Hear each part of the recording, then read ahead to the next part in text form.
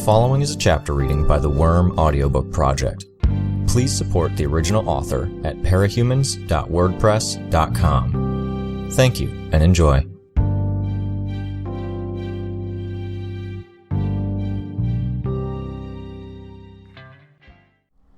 Arc 16, Chapter 4.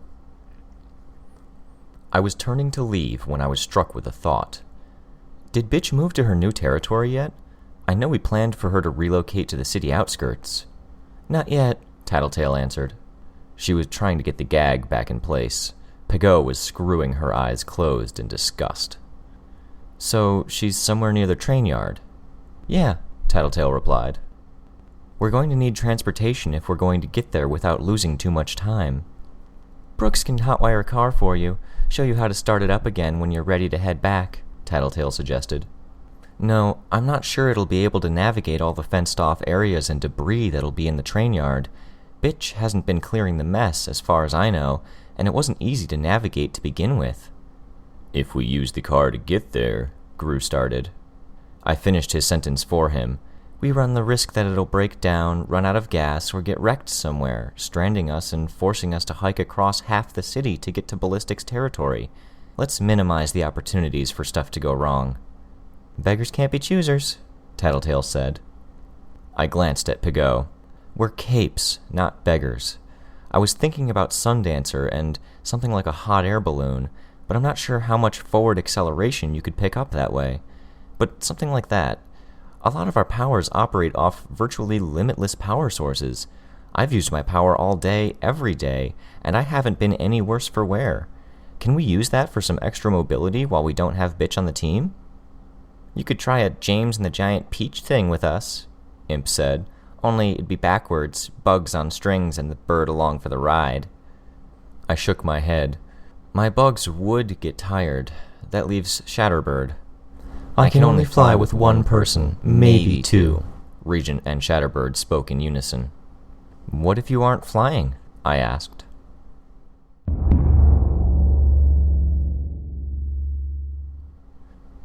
Maybe not my best idea in retrospect. We were putting our lives in Shatterbird's hands, or in Regent's hands, depending on how I interpreted it, which wasn't to say we weren't getting where we needed to be in record time. Shatterbird had pressed and embedded glass into the wood of a door, and we'd taken off the hinges, and Regent, Imp, and I were standing on the surface while Shatterbird flew above us, using her power to pull on the glass. With our weight resting more towards the back than the front, the door was angled upward, skimming on the surface of the road or through the shallow water of streets that were still flooded. We had to be pushing 40 or 50 miles an hour, and any time we were forced to make a turn, we inevitably went wide, sometimes bouncing off a wall. That was without getting into the cars and debris that still covered the roads, or our total lack of solid handholds, seats, seatbelts, or brakes. I'd parceled out silk cord to grip, but they also served to emphasize how momentum swung us out to one side or another when we turned. It was easy to underestimate how fast even a lower cruising speed was when safe inside the interior of a vehicle, removed from the road by 2 to 4 feet of solid material. Either way, we headed into the thick of the docks. Our makeshift vehicle sped towards a chain-link fence. "Regent, fence!" I warned, leaning forward to speak into his ear and make sure he could hear me. We continued forward without slowing. Half a block away, 70 feet away. "Fence!" I raised my voice. 30 feet away. Shatterbird hit the fence with a wave of glass, knocking it down to a 45-degree angle. Our makeshift craft lifted up fractionally, and we hit the makeshift ramp, remaining airborne for only a second or two before hitting the ground and continuing forward. "You dick!" I swore. Regent and Imp laughed and cackled. What had I been thinking, inflicting this pair on myself? We made our way into the train yard, and the ride became much bumpier as we navigated areas with overgrown grass, train tracks, and piles of trash. A crash and howl informed us of our destination before my bugs did. I signaled Regent, and we were close enough so he could bring the craft to a stop. Bitch and the dogs were fighting, and there were signs the fighting had been going on for a while. There were 6 dogs in the area, including Bastard, Bentley, and Sirius, but only Bastard and Bentley were still fighting. Bitch, Barker, and Biter had stepped up to fight as well, with Bitch's civilian henchpersons were hiding nearby. The vet girl was taking care of a smaller dog. Looking at the situation, I couldn't figure out why they'd be having trouble with their opponent. Dragon's suit wasn't that large, didn't seem to have that much in the way of weapons or gear. She stood maybe 8 feet tall, 8 feet wide, with each arm forming roughly a third of its mass, ending in disproportionately large, squat claws. Barker screamed, then slammed his teeth together with a clack my bugs could hear. His power turned the noise into a concussive force, erupting around the armored suit. The suit reeled, staggering back from where it stood on top of a derelict train, nearly falling. One of the dogs charged and tackled it, tearing into it with claws and teeth. The suit hauled the dog off of it, climbing to its feet in an instant. It leaped forward to close the distance to its human opponents, and Biter stepped forward to meet it, his fist swelling to 5 times the normal size, along with the spikes and blades he'd worked into the fabric of his glove. The suit went flying, gathering itself into a rough ball shape as it careened backwards into the side of a train. Had we stepped in just as the fight was wrapping up? The suit stood. That didn't surprise me. It brought its claws to either side and clawed the side of the train, crumpling metal in its massive claws.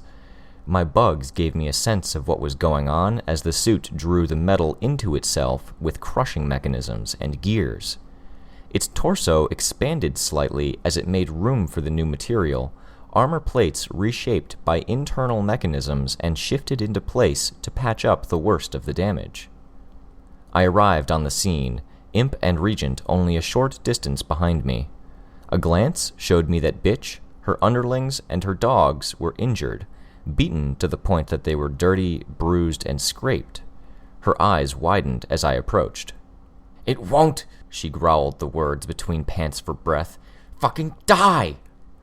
I wouldn't have picked a brute-type machine to go up against Bitch if I'd been in Dragon's shoes, but she'd apparently decided this would be a good matchup. Or was this Armsmaster's idea? I was put in mind of the fight at the fundraiser, him trying to not just defeat Bitch, but to beat her into submission. Not that he was really fighting for a crowd here. Or was it something else? The suit could absorb metal. What would give Bitch that much trouble? "It's drawing scrap metal into itself," I said. "Self-repairing." "I know!" "So stop it from getting the scrap metal." "You want to fucking try?" This wasn't good. From the moment we'd arrived on the scene, this suit would probably be signaling others. We wouldn't be sure that Pigot's order to stand down would still be in effect for the other suits, so we had to anticipate reinforcements. Except this suit seemed to be made to be durable, to stall and wear us down. It wouldn't be easy to take this down in the limited time we had. Which was it? The Melusine? The whatchamacallit Nidhugg hybrid?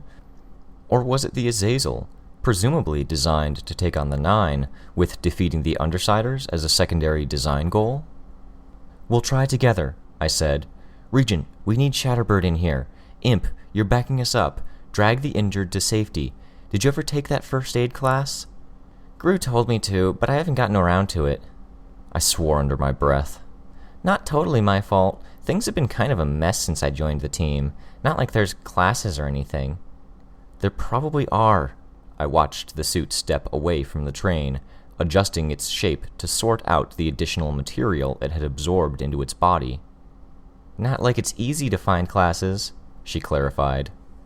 "Just take care of anyone that gets hurt. I don't know how much you can do here. I think one of Bitch's henchmen is over there," I said, pointing. "Okay," Imp retreated. "I'm telling you," Bitch growled the words. "Can't fight it. It doesn't die." "We'll try. There's got to be a way. Barker, Biter, you two okay?" "Hurt," Biter said. Barker nodded. Throat's sore. Keep knocking it down. Keeps getting back up. 1 or 2 more tries, I said. We'll hit it with everything we've got. Bitch, which dogs are least hurt? Bentley and Bastard. Had a few more I was sending in, but they're hard enough to order around when something isn't hurting them. We'll need their help then. Bastard's not trained enough. I glanced at the wolf cub. He was 5 or 6 times his usual size. He'd grown rapidly in the past few weeks, but it still meant he was small.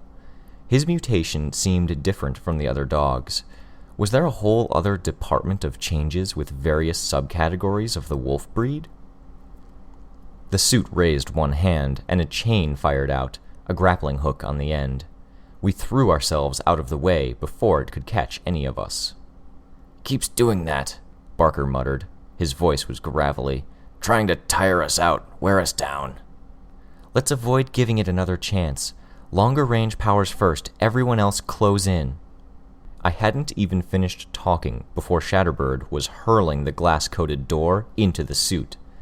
She followed up with a veritable tide of glass shards, pulling them from debris and the edges of the street. The suit staggered back, putting it closer to the train she had just harvested scrap metal from. Keep it away from anything metal, I reminded them. Easier said than done.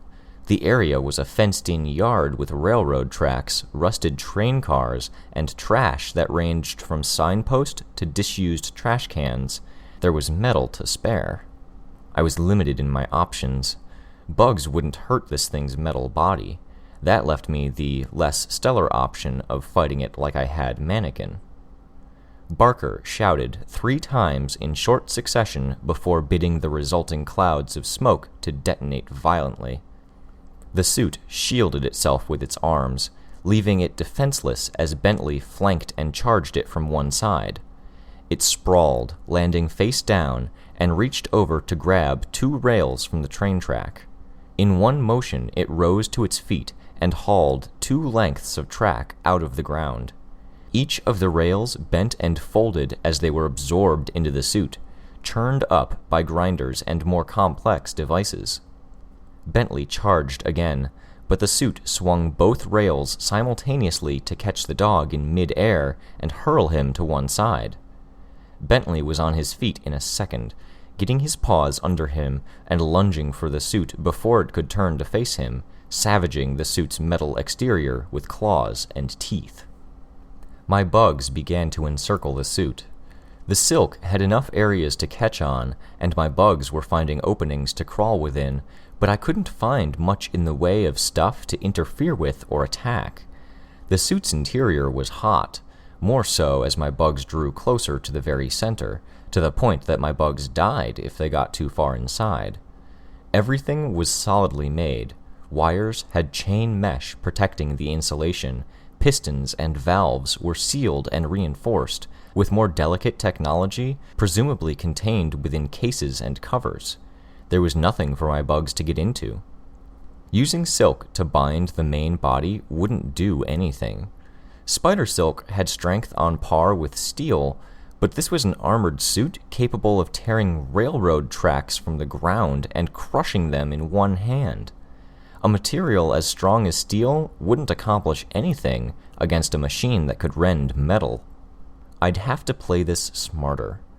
I used cords of silk to seal valves shut or bind them in an open position where I could, and focused the rest of my efforts on more strategic deployments, forming cords as big around as my arm.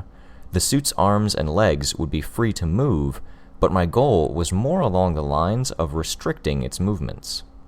Biter used the metal bear trap jaw guard in combination with his ability to distort parts of his body to large sizes, clamping down on the suit's hand.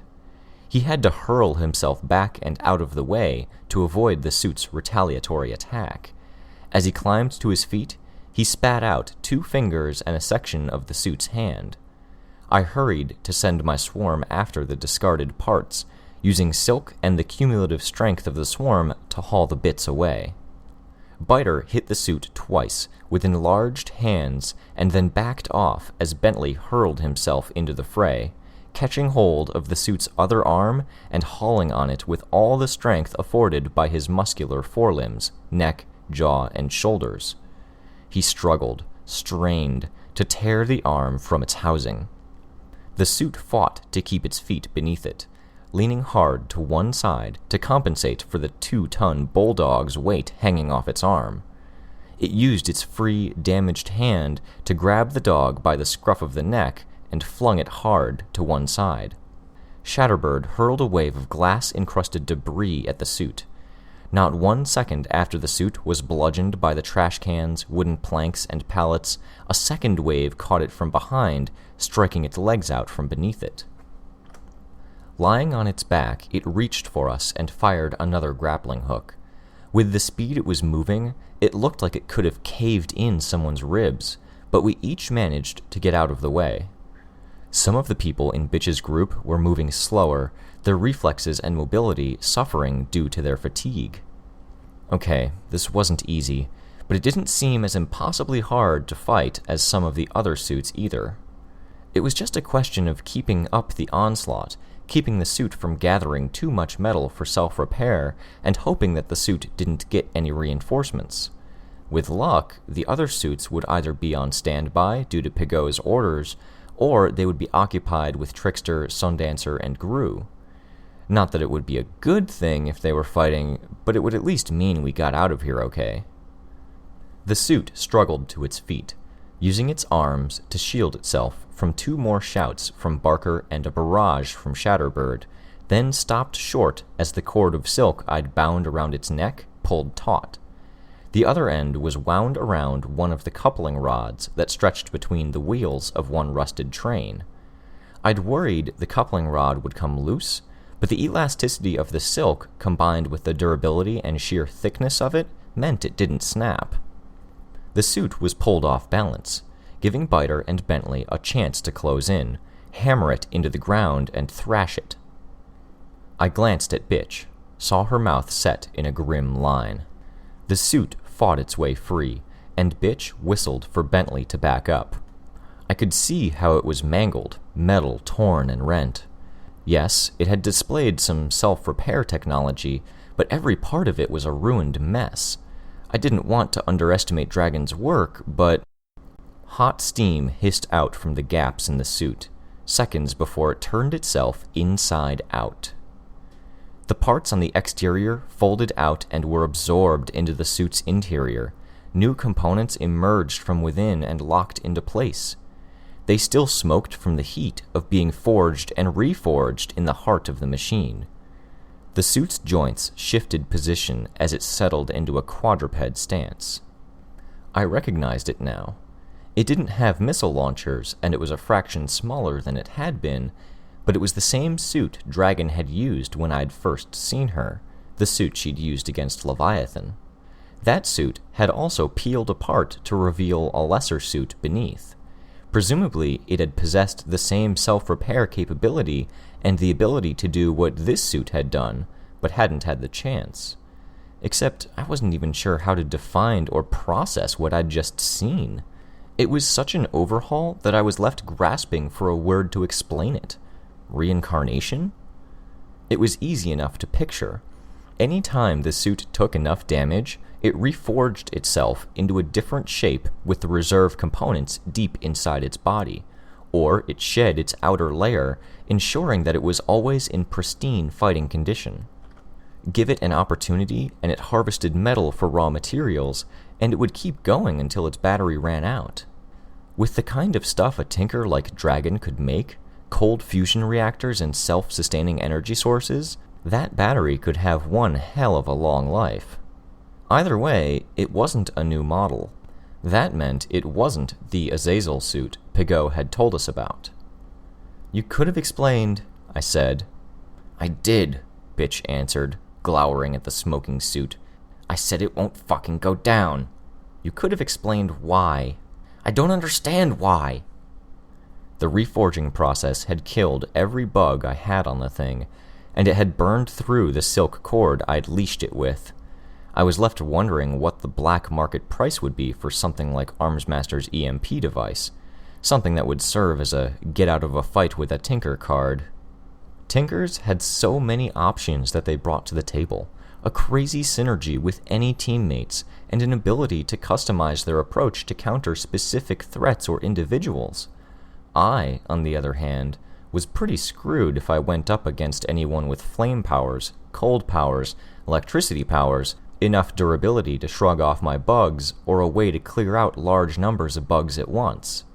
I'd managed thus far by thinking on my feet, but it sort of pissed me off that tinkers existed as the antithesis of that.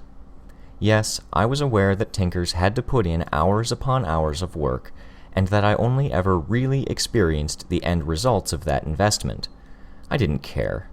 Whether they had vat-grown monsters, clockwork layers, impenetrable suits of armor, jetpacks, and exploding guitars, or programs to tell them how to win a fight, tinkers were a fucking pain in the ass. "New plan," I announced. "We hit it hard enough to slow it down, and then we scram." "You want to run?" Bitch asked. "We don't have a choice." "We do," she said, still glowering at the suit. "We gotta kill this thing sometime anyways, so you come up with a plan like you usually do. We'll make it happen, and I won't have to give up territory to this armor asshole." I stared at her, trying and failing to process how she was looking at the situation. Then it dawned on me. This was why Dragon and Armsmaster had pit this suit against her. It wasn't that it countered her power exactly. It was that it was set up to work against her stubborn nature. With the way her mind worked, she couldn't back down from a fight she subconsciously felt like she was winning. It didn't matter that we were losing in the long run. She was focused on the fact that we could do damage, and walking away would be a forfeit. Barker was screaming a long series of invectives at the suit, detonating them. With 4 legs solidly on the ground, it wasn't budging, and Barker's shouts weren't doing much to the armor. "Look at it this way," I said, trying to stay calm. "We just defeated it. Heck, every time you've forced it to change like that, it's been a win for you." "How many times was that?" 4. 4 times you've kicked its ass. If you walk away, that's 5 wins total and 1 loss, if you can even call that a loss. But we can't afford to stay much longer, or one of your dogs is bound to get hurt." As if to give evidence to my statement, Bentley howled as he grappled the suit, trying to tear into its neck while the suit attempted to wrestle him down to the ground. Biter leaped onto the machine's back. His hands, with the spiked knuckles, worked into the gloves, growing larger so he could tear the armor plates away. Bentley joined in, setting his teeth at the lower part of the armored suit's spine, for lack of a better word. Her eyes narrowed. "We run? We have to stop it from following first. One more time, guys. Regent, stand ready. We need as much glass as you can spare." The suit turned our way.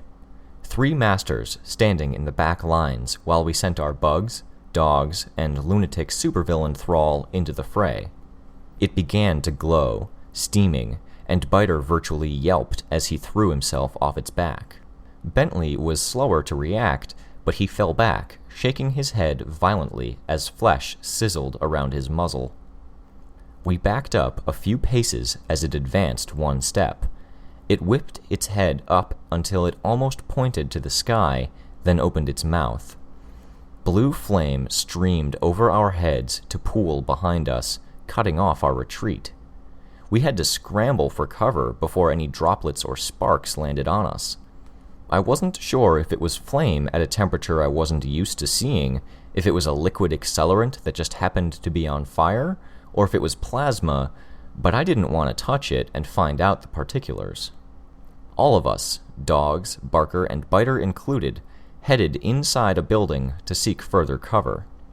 The structure rumbled as the suit climbed the side and settled on the roof. The AIs liked high places, it seemed. "Need to hit it hard," I said, my voice pitched low so the suit wouldn't overhear. "1 good hit." "We don't have 1 good hitter," Imp said. I turned my head to see her crouching by the vet and 1 wounded dog. "Maybe Shatterbird, but everyone else is about a lot of littler hits." "We need 1 good hit from someone who isn't Shatterbird," I clarified. Can't, Biter said. Limit to how big I can grow myself before I do permanent damage. Define permanent damage. Stretch marks, scarring, permanent aches and pains. I have some in my midsection all day, every day it hurts. Okay, I said. Barker? I can't hurt the fucker. You screamed something like 3 times, then detonated that smoke you made whenever you made noise. Can you do it more? More shouts? Louder? At my limit, probably not. Bentley's hurt, I said. What about Bastard? He'll probably listen to me, but he might attack anyone else. He's too dangerous when big. And that suit's dangerous too. In case you haven't noticed, it's either trying to beat us to a pulp so it can drag us into custody, or it's going to burn us alive. We have to use one of your dogs, and Bastard's in the best shape. We have to use him. Bitch frowned. How? I told her. You've taught him to fetch? She nodded. Fetch something big then, I said. Wait until my signal. Hit him as hard as you can. Everyone else, let's run for it. I could see Bitch tense. Her henchwoman, the vet, stood nervously, circled around the edge of the room to join us, giving Bitch a bit of space. You're leaving me behind.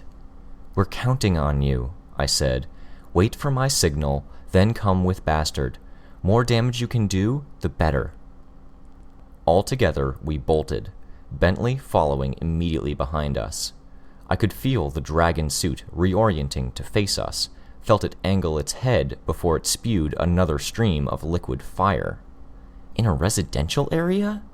This wasn't an occupied area, but, well, the suit might know that. It might be another reason it was deployed here. Hard right, I shouted. We turned to head for a nearby alleyway before the liquid fire even touched the ground. The suit leaped, and I grabbed Imp's wrist, hauling her out of the way. It landed a short distance from us, then barreled through our group, sending Biter, Barker, and the vet in training sprawling. Controlled movements. Everything it's doing, it's all calculated. Even the more dangerous attacks were geared to hold back just enough to hurt, not to kill. Even the hurt was fairly minimal. If Biter had still been on the suit's back when it turned red hot, I was willing to bet it would have shaken him off to avoid giving him terminal burns. There had to be something about that I could use. Trouble was, I wasn't sure when or where the suits drew the line. I couldn't trust that they'd follow the rules enough that I could offer my own life in the bargain, much less anyone else's. I signaled Bitch, and she was out of the building in a second. Bastard was as large as I'd ever seen him, and there was something about his appearance. He looked less wrong than the others. The spikes and ridges of bone that lined his body weren't asymmetrical, and there seemed to be more art to the design. Drool flew out of the corners of his mouth as he bounded forward, fangs clamped around a wooden post. The suit was halfway through turning around to face them when Bastard drove the end of the post into its stomach. It skidded, sparks flying as its claws dug into the pavement for traction. "Pull it free!" I shouted. I didn't wait for her to follow through before calling out the next order. "Regent, fill the hole!"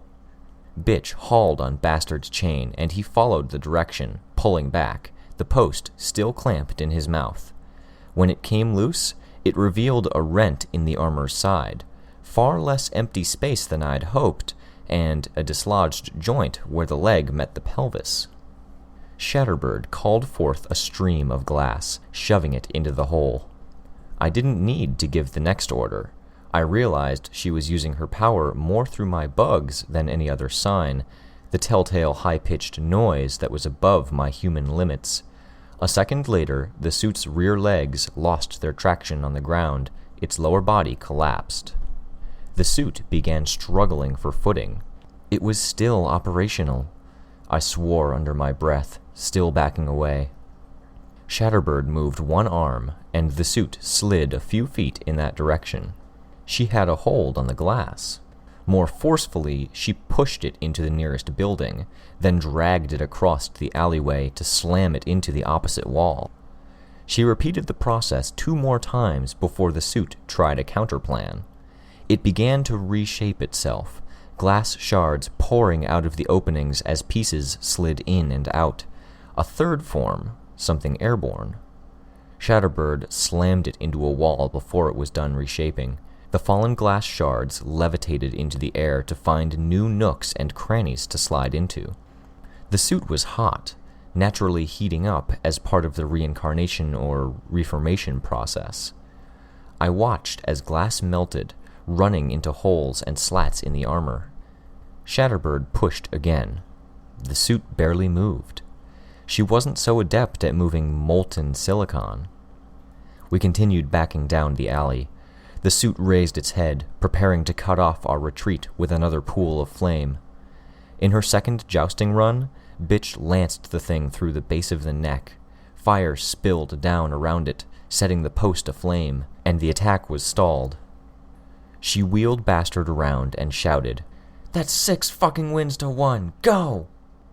We ran. I maneuvered my swarm behind me to watch for its approach, felt it step forward and then collapse, its legs giving way. Even the forelegs? Okay, that was interesting. The glass. It had melted, and it was cooling in the lower recesses, farthest from the body's core. I could have told Bitch she'd beat the suit, that we might have defeated it 100%, but I kept my mouth shut. Didn't need her acting on what might be a false assumption. If it freed itself, found a way of reconfiguring where all of the glass-affected areas were contained, or if it simply abandoned its legs in favor of a smaller form, too many possibilities. Better to leave it and cross our fingers. Damn tankers. What the hell was Dragon's specialty? The ability to make stuff without half the time other tankers would need? So many different suits, so many different projects and tasks, and it rarely interconnected, if ever. We ran 2 or 3 blocks before we had to stop. Shatterbird sent glass shards into a nearby door, then tugged it free. A sled for Regent and Imp. With some coaxing, I got the vet trainee to climb onto Bentley's back. The other henchman, the guy, climbed up behind me. Barker approached Bastard and received a mean growl in response. We searched for an option for Barker and Biter before Regent and Shatterbird offered another door. We made good time on our way to Ballistic's lair. We'd planned to arrive by dusk, but the sun wasn't even setting. The others weren't there. We double-checked, then mobilized to find them, spreading out. With reluctance, I drew my relay bugs from the interior of my shoulder pad. I felt a twinge of disappointment as I handled them, gently passing them on to dragonflies that could carry them. They were dying.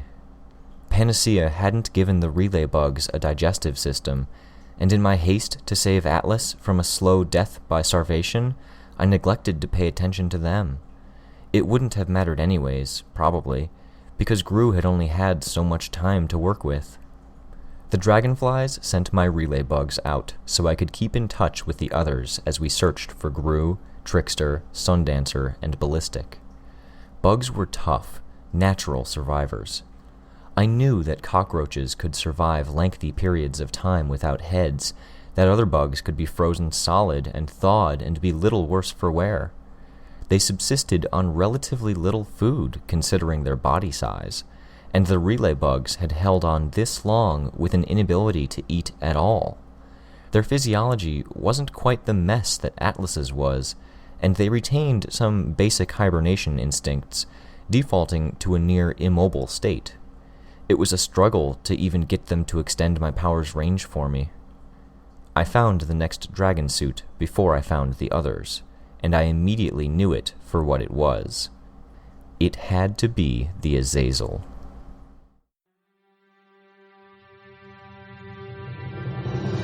Hi, this is Rein. You just finished listening to a chapter from Arc 16, Monarch, from the web serial Worm by J.C. McCrae. This production is brought to you by the Worm Audiobook Project.